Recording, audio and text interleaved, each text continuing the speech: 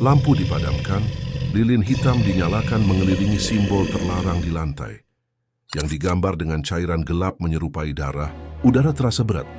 Napas peserta ritual melambat, dan di tengah lingkaran itu, seseorang berlutut sambil membisikkan permintaan hidupnya kepada sesuatu yang mereka yakini sedang mendengar dari balik kegelapan.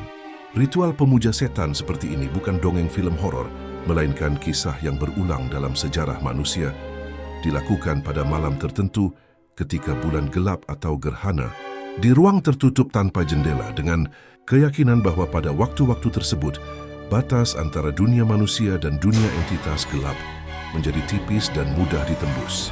Dalam ritual ini tidak ada doa penuh harapan, seperti dalam agama, yang ada hanya kontrak, sumpah, dan janji timbal balik di mana pemimpin ritual membacakan mantra dengan bahasa kuno yang terdengar salah secara naluriah, seolah lidah manusia dipaksa mengucapkan kata-kata yang tidak diciptakan untuk dunia ini.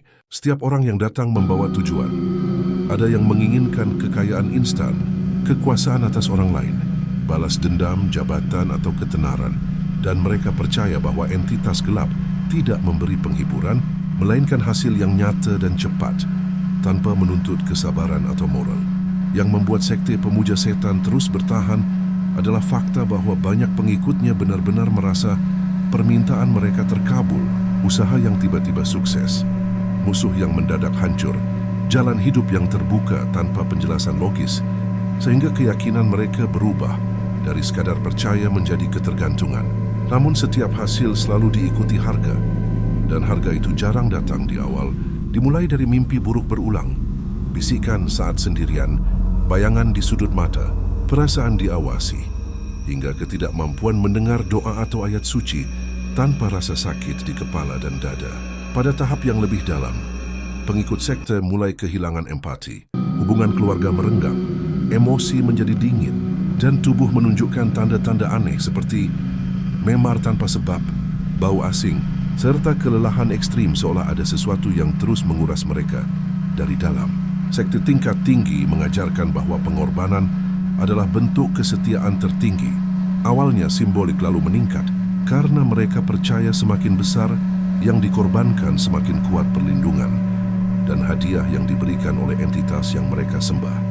Dalam beberapa kesaksian mantan anggota, ritual pengorbanan dilakukan dengan suasana hening yang menekan, lilin bergetar tanpa angin, suhu ruangan turun drastis, dan muncul perasaan bahwa ada kehadiran lain yang berdiri di luar jangkauan cahaya, mengamati tanpa wajah dan tanpa suara. Yang paling mengerikan adalah ketika entitas itu mulai menagih, bukan dalam bentuk uang atau benda, melainkan melalui penderitaan orang terdekat, kecelakaan aneh, penyakit mendadak, atau kehilangan yang terasa terlalu tepat untuk disebut kebetulan. Banyak yang mencoba keluar dari sekte ini, namun hanya sedikit yang benar-benar berhasil, karena mereka yang melanggar sumpah sering mengalami gangguan mental berat, mimpi teror berulang, hingga rangkaian musibah yang membuat mereka yakin bahwa kontrak tersebut tidak bisa dibatalkan begitu saja.